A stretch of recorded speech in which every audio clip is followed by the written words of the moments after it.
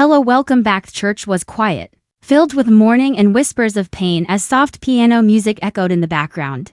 Everyone dressed in black, faces lowered in sorrow, had gathered to pay their respects to Uncle Samuel Swaggart. He was more than just family. He had been a figure of guidance to many in the ministry. While most kin to honor his life, the air was heavy with something unspoken. Standing at the front, Donnie Swaggart held his father's Bible tightly, speaking with composure about faith, love, and truth. His words were powerful, reaching the hearts of the crowd. Yet, in the front row, his mother, Frances, listened with a different kind of focus. Her hands rested quietly in her lap, her expression calm, but inside, a storm was brewing. What Donnie said about honesty hit her hard, not because it was false, but because it wasn't the whole truth, and she knew that now. Only days before the funeral, Frances had received a letter. It wasn't just a piece of paper. It was a confession from Samuel, written in his trembling handwriting. He revealed a truth long buried, something Donnie had done years ago. During a financial crisis in the ministry, Samuel admitted he could no longer carry the guilt of keeping the secret.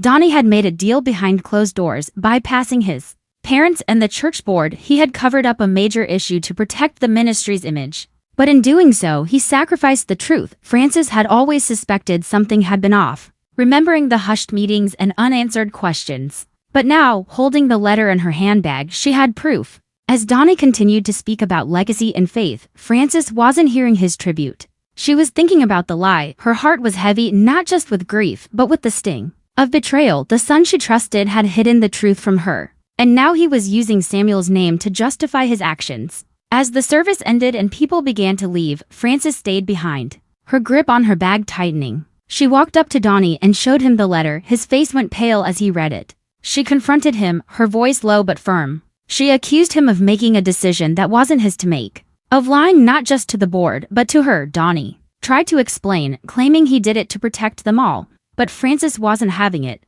Her disappointment cut deeper than anger ever could. Their conversation, though meant to be private, wasn't entirely hidden. Others began to take notice. The room fell silent as whispers spread. Some recognized the letter in her hand, some overheard the words truth, betrayal, hidden. The polished image of the Swaggart family began to crack in real time. Even members of the church board and choir stood frozen, uncertain how to respond. Frances's confrontation had pulled the secret into the open. Donnie, who had once commanded respect with his voice, now stood speechless, exposed by the one voice that still had power over him, his mother's. Donnie tried to speak to the crowd, explaining that he believed he was protecting the ministry. He said he never meant to deceive anyone, but someone reminded him strength isn't silence, it's truth. And that was the moment everything changed. People no longer looked at him with admiration, they looked at him with questions. Frances, having said what she needed to say, walked away, holding the letter close to her chest. She didn't need to explain further. The damage had already been done. Later at home,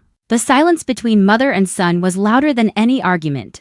Frances stood by the window, lost in thought. Donnie, sitting behind her, was unsure what to say. When she finally spoke, it wasn't with anger. "I don't hate you," she said softly, "but you should have protected my trust, not just the ministry's image."